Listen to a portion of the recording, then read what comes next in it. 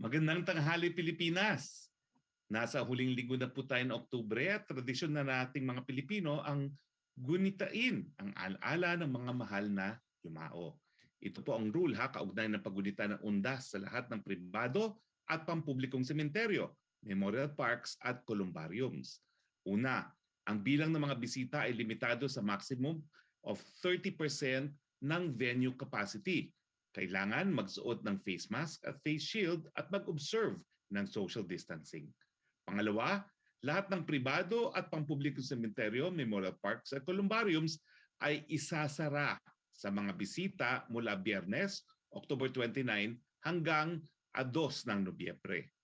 Provided na ang Omnibus Guidelines on the Implementation of Community Quarantine ay patuloy na umiiral kaugnay ng burial at cremation activity sa panahon ito. At pangatlo, hindi mag-a-apply ang age restrictions sa mga bisita sa mga sementeryo at memorial parks. Usaping bakuna naman po tayo. Dumating kagabi ang 100th shipment ng COVID-19 vaccines na may dalang 3 milyong doses ng Sinovac vaccine. Sa latest shipment na ito, 2 milyong doses ay binili ng pamahalaan at 1 milyong doses ay donasyon ng pamahalaang China. Dumating naman po ang mahigit 1 milyon or 1,016,730 doses ng Pfizer vaccine na binili ng pamahalaan noong Biyernes, October 22. Sa bilang na ito, 101,790 doses ay na-deliver sa Cebu habang 101,790 doses naman po ay na-deliver din po sa Davao. Huwebes din ng gabi, October 21, ang dumating ang 1,014,390 doses ng Pfizer vaccines. Biyernes din, October 22, nang dumating ang 698,600 doses ng AstraZeneca vaccine na binili ng pribadong sektor. Samantala, Huwebes ng gabi, October 21, nang dumating ang 400,000 doses ng Sputnik V vaccine.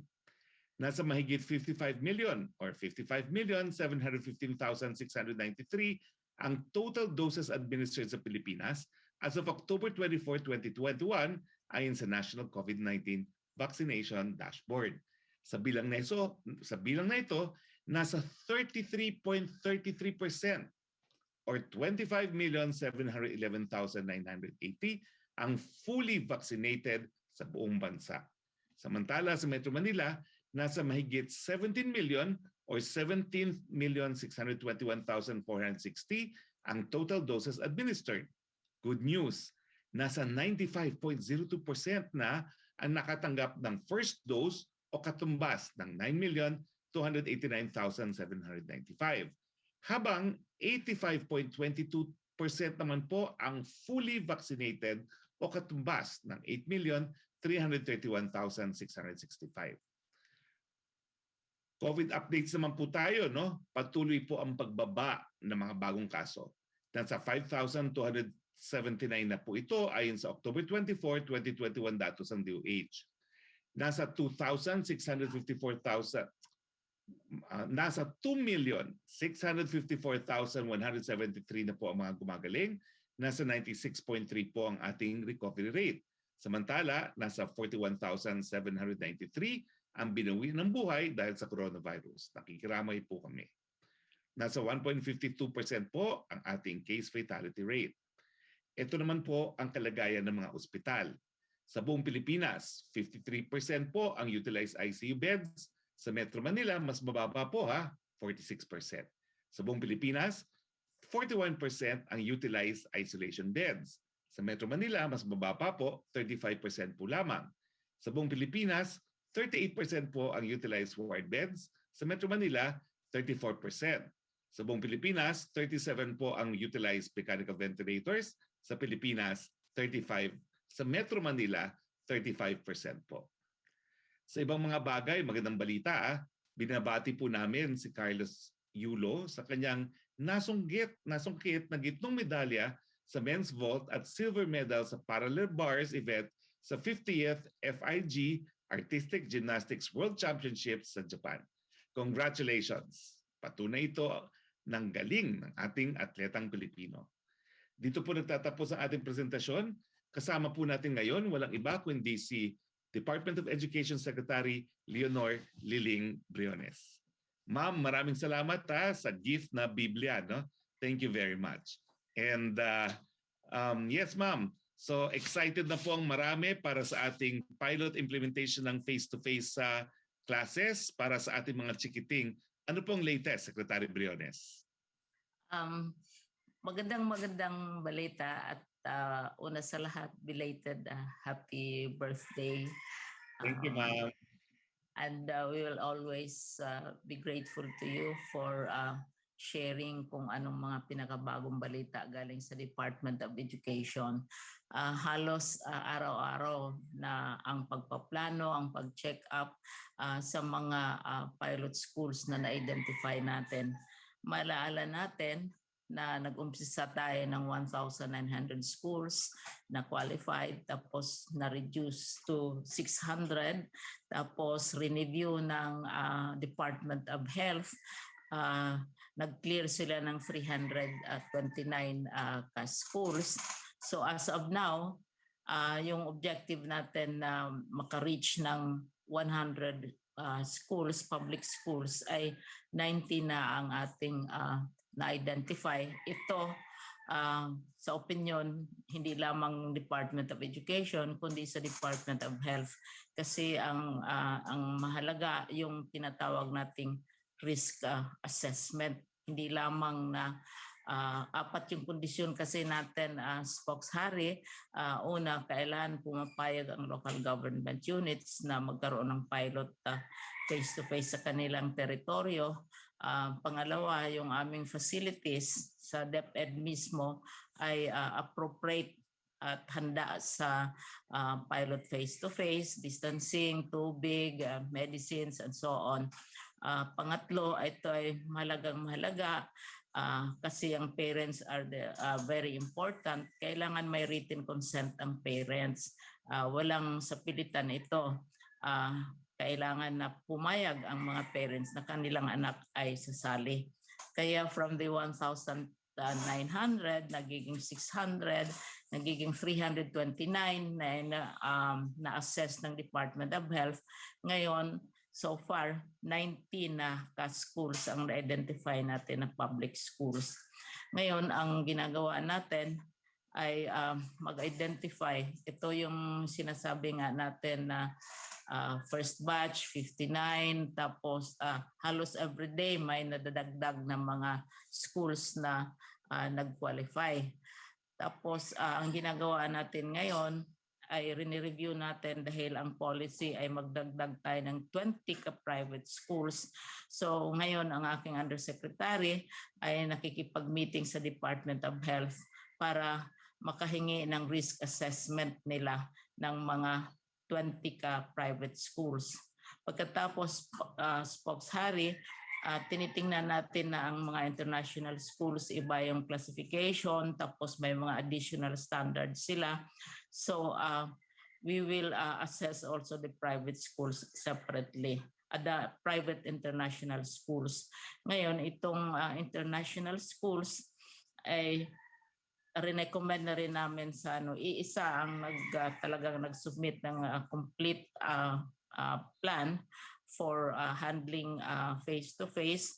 Ito ay isumiti namin sa Department of Health for risk assessment. Kasi depende kasi yan sa location nila granular ang assessment na ginagawa ng Department of Health.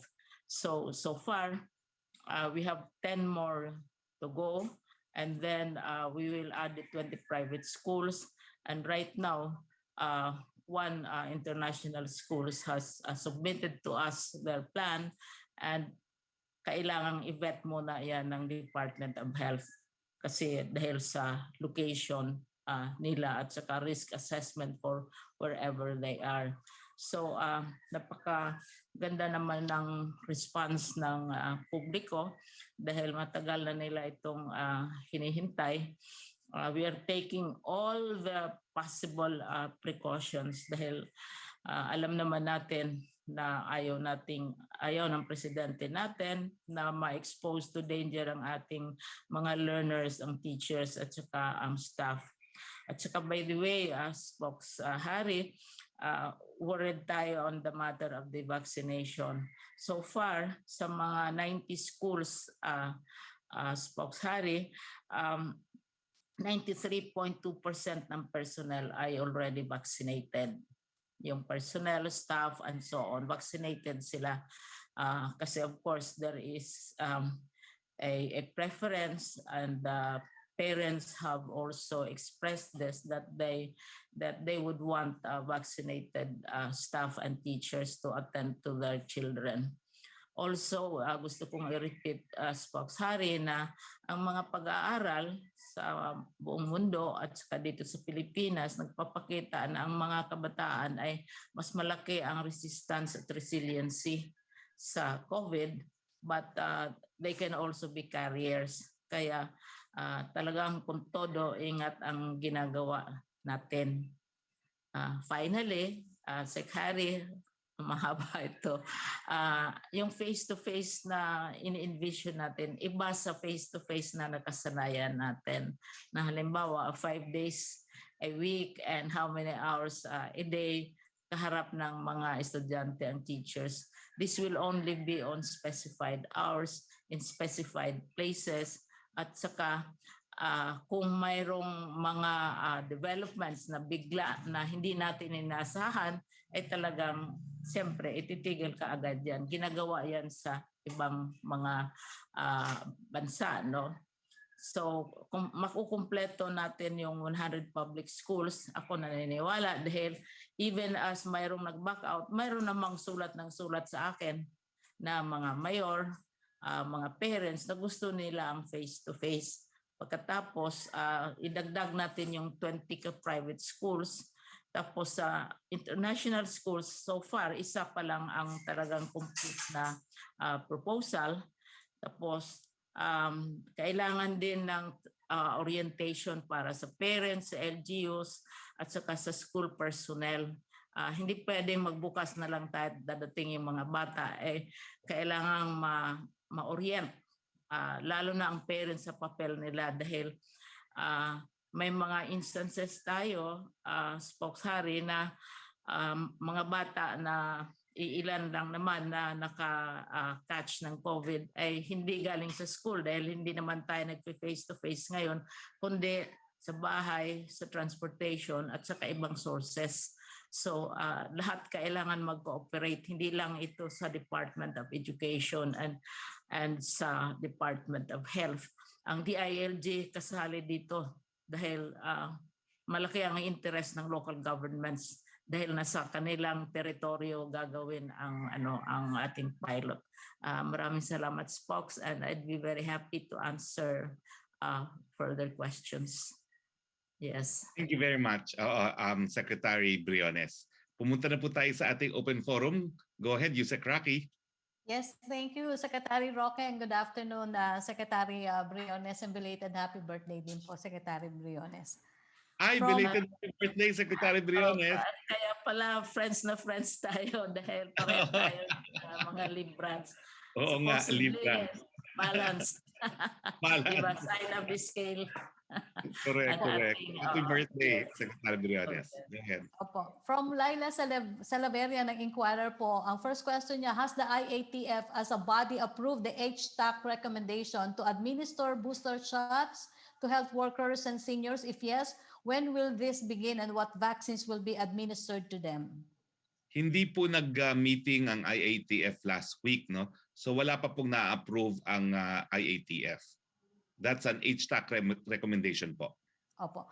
From MJ Blancaflor of Daily Tribune, transport groups and other sectors are urging the government to temporarily suspend fuel excise tax, while some are pushing for fuel subsidies to cushion the impact of rising oil prices. Will the government heed their call? What will the palace address? How will the palace address this? As we speak po, pinagpupulungan itong bagay na ito, no? Kinukonsidera po ang parehong proposals. So government is heeding and we are evaluating po. Opo. From Ivan Mayrina ng GMA News for Secretary Briones. Secretary Briones, may we get an update on the pilot face-to-face classes and on reports of parents having their children back out of participation? What are the common concerns for backing out, and how does this affect the DepEd's push for face-to-face classes? Ang pagkakaalam namin, ang nag-back out, may iilang local governments. Dahil kung nagbabago yung numero, nagbabago yung risk assessment, ina-adjust din nila yung kanilang pananaw tungkol sa pilot face-to-face. Pero ilan lang ito. Mayroon namang mga local governments, dahil gumaganda na yung kanilang mga numbers, ng kanilang mga statistics, sumusulat naman directly sa akin na gusto nilang magkaroon ng face-to-face.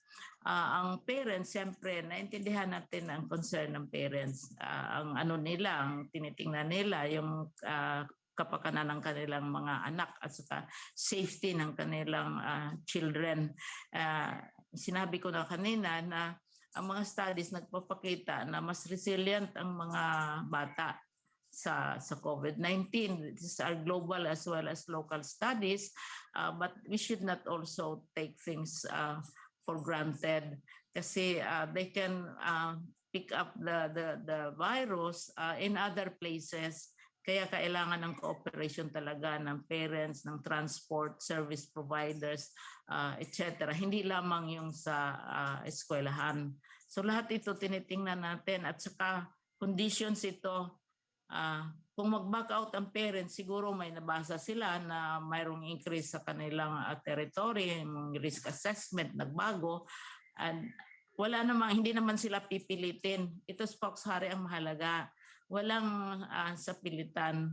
Kung ayaw ng parents, kung mag-back out ang parents, karapatan nila yan dahil anak nila learner nila yon, buhay ng kanilang kabataan kung sa kanilang assessment. Pero tayo, ang aming obligasyon ay to explain as far as possible na all possible precautions that are necessary have been undertaken. Like ang local governments, kailangan handa sila dahil nasa kanilang territory. Ang parents, mga service providers. Tapos kami din, rinireview namin yung aming facilities. Yung mga schools na gagamitin for the pilot na kailangan may space, may tubig, may gamot, and so on, PPE, malapit sa isang health station, at mahalaga yung risk assessment na gagawin ng health. Pag sabihin ng Department of Health na itong lugar na ito, mataas ang level ng COVID, hindi namin yan ipagpatuloy. Pero 329, more than 300 schools ang na-identify nila. And we are only targeting 100. Oo, dahil sa iba't ibang mga kondisyon na ating ini-impose. Opo. Thank you, Secretary Briones. Secretary Roque, susunod po magtatanong via Zoom si Mela Las Moras ng PTV. Go ahead, Mela. Hi, good afternoon, Secretary Roque and Secretary Briones. Belated happy birthday po sa inyo. Secretary Roque, unahin ko lang po yung schedule ni Pangulong Duterte. May talk to the people po ba ngayong gabi at ngayong nalalapit na ASEAN Summit? Kamusta po yung magiging partisipasyon niya? Well, meron pong talk to the people mamaya at dadalo po ang ating presidente via Zoom or computer hookup from October 26 to 28, no? So as usual po, regular naman po itong mga ASEAN Summit. Uunahin muna po yung ASEAN Summit, tapos magkakaroon ng ASEAN Korea, ASEAN China, ASEAN US, ASEAN Japan, ASEAN Australia, ASEAN Plus 3, East Asia Summit, ASEAN India, ASEAN Russia, tapos yung closing ceremony. Opo. And sir, about IATF naman po, kasi alam naman natin last week na ng October, patuloy na bumababa yung COVID-19 cases sa NCR at bahagi na rin nga dito yung pinaigting na pagbabakuna. Nakikita po ba natin na magkakaroon din ng mas magaan na alert level sa NCR, at itong issue sa booster shots, kailan po kaya masisimulan? Well, uulitin ko lang po yung sinabi ni Yusek Vergere, no? Na malaki ang posibilidad na maibababa ang alert level kasi nga po nakikita natin yung datos ay bumababa, no? Negative 52% na po yung ating 2-week attack rate. Tapos yung ating average daily attack rate ay bumaba po ng 9.87. Tapos yung ating COVID bed utilization rate is now at 39% and 48% for ICU bed. So malaki po yung possibility na bababa tayo ng alert level, no? Now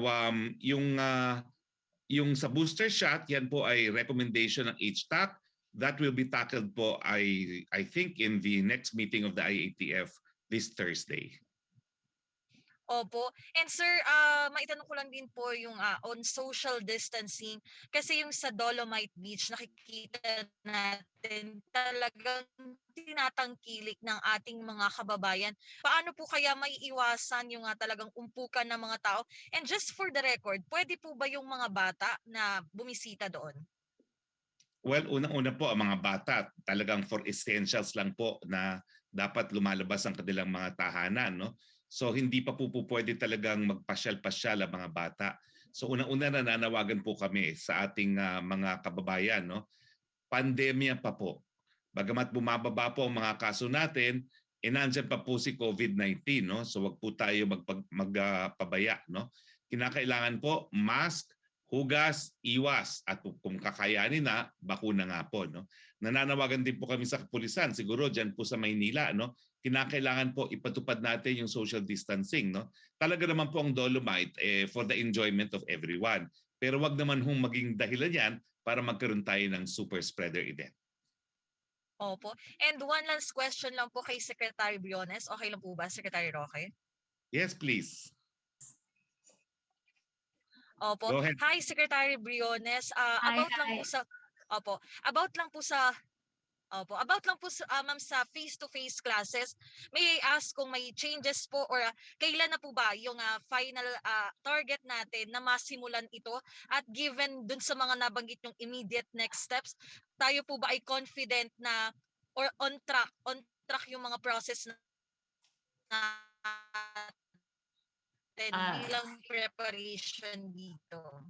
Yes, from the time that the president issued his go signal and his approval and his conditions, ay talagang naghahanda na since December pa, no? And then nagbigay na siya ng kanyang go signal right now. From then on, halos every day naghahanda kami, panay meeting with the Department of Health kasi mayroon siyang kondisyon which I think is very sensible na kailangan mayroong rekomendasyon ang Department of Health at ang IATF. Hindi lamang na mag-decide ang Department of Education na mag-face-to-face kami, pero may clearance kasi mahalaga ito sa location ng mga schools. So halos araw-araw nagmi-meet ang Department of Health at saka ang Department of Education. Tapos mayroon namang mga nadadagdag na mga local governments na talagang nagre-request sila, na handa sila. Mayroon ding iilan, very few lang siguro, less than 3 lang siguro or 4 ang nag-withdraw sila dahil tumaas yung numbers nila on a granular level. As of now, wala pa sa listahan natin ang NCR, wala sa listahan ng Department of Health, pero binabantayan naman ito very closely kasi maraming learners natin nasa NCR at saka sa Region 4A, doon ang bulto ng mga learners natin. So lahat ginagawa natin para ma-ensure ang safety ng kabataan at saka ang teachers natin, ang staff. Sinabi ko na kanina, 93% na ng 93.2% ng ating mga staff and teachers are already fully vaccinated. I am fully vaccinated. And most of our officials are fully vaccinated already. So parang nag-gain na ng momentum yung campaign for vaccination. But the last word, of course, is the parents. The parents decide. Mahalaga yan, kaya kailangan na hinihingi namin yung written consent talaga ng parents para ma-ensure natin na lahat na konsulta, lahat na tatanong at saka lahat na bigyan natin ng assurance na ginagawa natin ang ating dapat gawin. Opo. Secretary, kailan po yung target pa rin simula? Same pa rin po Yeah. ba? November 15, ang formal na November 15.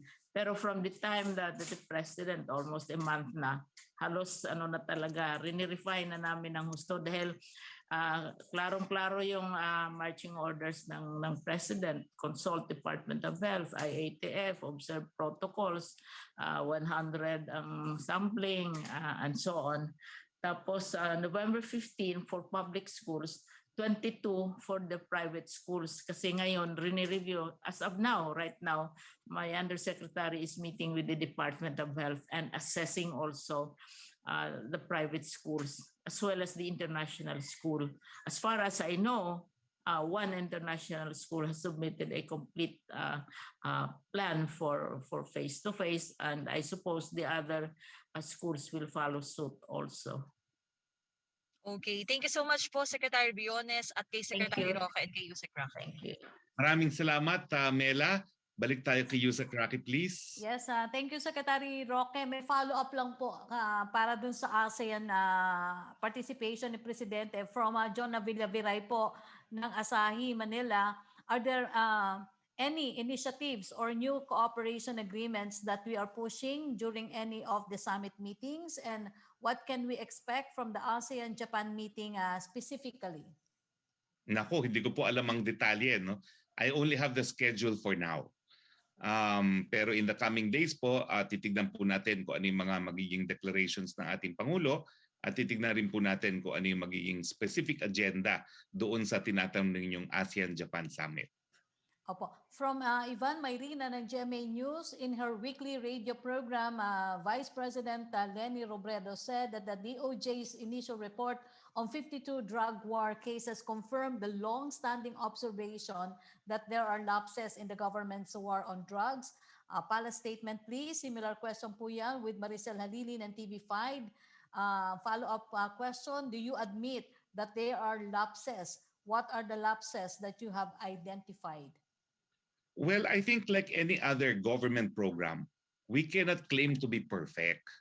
Pero ang sinasabi natin, wag naman yung gawain ng ilang mga bugok maapektuhan yung buong programa. At saka itong desisyon ng ating DOJ, nagpapatunay nga po na ginagampan natin yung ating obligasyon bilang Estado na kapag meron pong napatay, iimbestigahan, lilitisin at paparusahan ang mga pumapatay. So nothing is perfect. And itong findings ng DOJ proves that the Philippines nga po is undertaking and performing its obligation insofar as the right to life is concerned. Opo. From Ivan Mayrina pa rin po, on the second weekend under alert level 3, people again flock to public places and in many instances daw po ignoring minimum public health standards and violating guidelines of the alert level system. Isn't this a cause of concern for the government, and will new measures be implemented to enforce compliance? Well, nagkaroon na po tayo ng panawagan kanina mga kababayan. Talaga naman po yung Dolomite Beach na yan is for the enjoyment of everyone, pero wag naman po sana maging dahilan nga para maging super spreader events yung Dolomite Beach na yan. Kinakailangan po talaga, nandiyan pa rin po si COVID, mas hugas, iwas. Para na po tayong sirang plaka at nananawagan po kami sa ating kapulisan sa Maynila, siguraduhin po natin na lilimitahan natin yung numero ng bibisita sa beach na yan nang sa ganon ay magkaroon po ng social distancing. Opo. From Maricel Halili pa rin po ng TV5, given the trend, do you think the worst case of COVID in the country is over? Well, one thing that inspires us right now is the almost 85% na vaccination rate natin sa Metro Manila. Hindi po natin makakaikla na talagang may kinalaman yung napakataas na vaccination rate na natin sa Metro Manila. Pero uulitin ko po ang bakuna ay isang pamamaraan lamang para makaiwas sa COVID-19. Hindi pa rin po tayo dapat nagpapabaya. Mas hugas, iwas pa rin. Opo. From Trisha Terada na CNN Philippines, yung first question po niya, natanong na po ni Mela Les Moras about doon sa pag-lower ng alert level after October 31st. Ang second question po niya, is the President taking steps to convince her daughter, Davao City Mayor Sara Duterte, to run for President or any national post? Well, I think nakausap ko po kasi si Governor Gwen Garcia para malaman kung ano talaga yung napag-usapan sa Cebu. Ang sabi po ni Governor Gwen sa akin ay ang sabi daw ni Mayor Sara, on her possibility of running for president, that ship has sailed. So talagang mayor po ang takbo ni Mayor Sara. Opo. From Maricel Halili po, dinumog ng mga tao ang Dolomite Beach. What's the palace directive? Who should be held liable? Already answered na po. Opo. From Joseph Morong ng GMA, regarding public transport like buses, they're jam-packed, medyo mahirap masunod ang health protocols. Ano daw po ang dapat gawin? Well, inatasan na po ni Secretary Tugade yung ating tinatawag na I-Act, no? Yung consisting ng MMDA, LTO, LTFRB, and HPG, Highway Patrol Group, na paintingin yung kanilang enforcement ng health protocol sa public transportation. Ang second question po niya, there is a proposal to increase to 50% capacity. Is that inside the vehicle, or 50% of the buses or jeepneys should be increased to ply the roads? Ang alam ko po, i-increase to more than 50% yung mga public transportation na nasa labas po ngayon. Pero yun po. Opo. Ang last question na po, Secretary Roque, tanong po mula kay Maricel Halili. Magpahabol lang po siya. Sir, are you in the US? Opo, nasa Amerika po tayo ngayon. Okay. Yun lang po yung mga nakuha nating tanong. Thank you, Secretary Roque and Secretary Briones. Okay, maraming salamat po. Dahil wala na po tayong katanungan, maraming salamat po kay Secretary Leonor Briones. Maraming salamat, Yusek Rocky. At maraming salamat sa ating mga kasama sa Malacanang Press Corps. Sa ngalan po ng ating Presidente, Rodrigo Roa Duterte, ito po inyong spokes nagsasabing, mga kababayan, lalong-lalo na sa Metro Manila, congratulations at halos 85% na ating vaccination rate. Pero paalala lang po meron po tayong mga tinatawag na breakthrough infections. Pwede pa rin po tayong mahawa. Kaya kinakailangan patuloy, mask, hugas, iwas. Magandang hapon po, Pilipinas.